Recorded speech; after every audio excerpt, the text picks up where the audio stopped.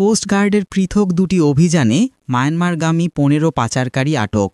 বিস্তারিত। কোস্টগার্ডের পৃথক দুটি অভিযানে মায়ানমারগামী বিপুল পরিমাণ খাদ্য ও নির্মাণ সামগ্রী সহ ১৫ জন পাচারকারীকে আটক করেছে বাংলাদেশ কোস্টগার্ড। মঙ্গলবার ১১ নভেম্বর ২০২৫ বিকেলে কোস্টগার্ডের মিডিয়া কর্মকর্তা লেফটেন্যান্ট কমান্ডার সিয়াম উল হক বিষয়টি নিশ্চিত করেছেন।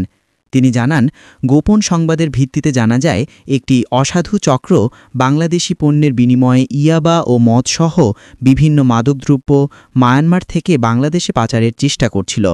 এ তথ্যের ভিত্তিতে মঙ্গলবার ভোররাতে কোস্টগার্ডের জাহাজ শ্যামল বাংলা সেন্ট মার্টিনের ছেড়া দ্বীপের দক্ষিণ পূর্ব সংলগ্ন সমুদ্র এলাকায় বিশেষ অভিযান পরিচালনা করে।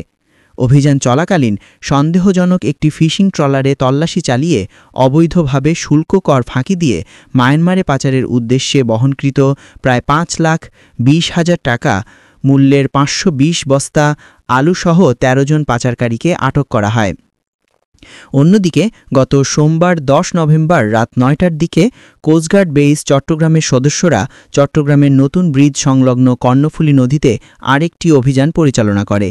এ সময় একটি ফিশিং বোটে তল্লাশি চালিয়ে ৩,১৭,০০০ টাকা মূল্যের ২২০ বস্তা সিমেন্ট, ২০০ পিস ইট ও ৩,০০০ কেজি লোহার রডসহ ২ জন পাচারকারীকে আটক করা হয়।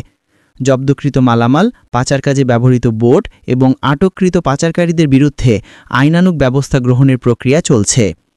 লেফটেন্যান্ট কমান্ডার সিয়ামুল হক বলেন, মাদক ও চোরাচালান রোধে কোস্টগার্ড ভবিষ্যতেও এ ধরনের অভিযান অব্যাহত রাখবে।